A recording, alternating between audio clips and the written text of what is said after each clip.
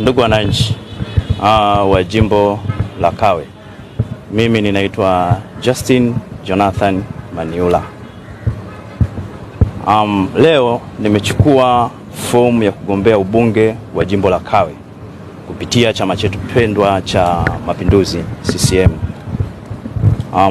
Hii ni hatua muhimu na ya maana, sio kwa ajili yangu tu, bali kwa ajili yetu sote tunaotamani maendeleo ya kweli katika jimbo letu la Kawe. Ninaingia kwenye kinyang'anyiro hiki nikiwa na dhamira ya dhati kabisa kuwatumikia, kusikiliza vilio vya wananchi wa jimbo la Kawe na kusukuma mbele gurudumu la maendeleo.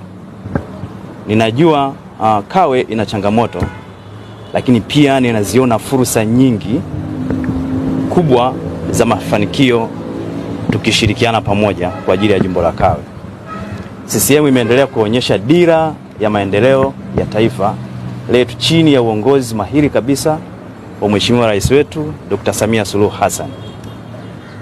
Nami niko tayari kuwa sehemu ya safu hiyo ya viongozi wa kutekeleza ilani ya Chama cha Mapinduzi kwa maendeleo yetu kwa vitendo.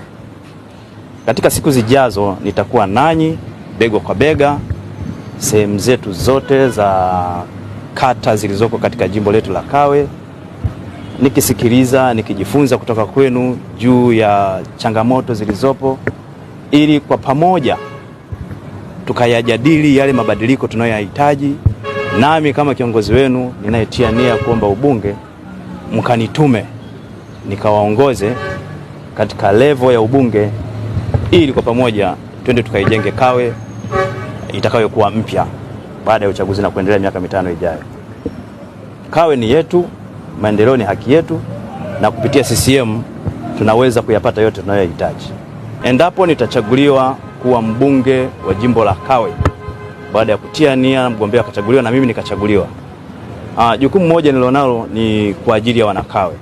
Wanakawe tunafahamu sote kwamba kuna changamoto miundombinu ya msingi, kwa mfano ya barabara. Ile ni jambo ambalo lipo katika Kawe kata zote.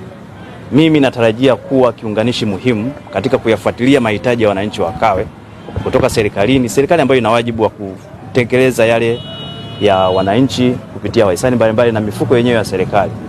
Wananchi wa Kawe watanituma, mimi nitakuwa mwakilishi wao, kiongozi wao, kuwakilisha katika level ya ubunge, kufanya kazi na serikali, lakini ni mtu mtiifu kumsaidia Mheshimiwa Rais Samia Suluhu Hassan ambaye tayari amekwisha kuyafanya mambo mengi katika miaka 4 iliyopita. Tumeshuhudia jana bunge akilifunga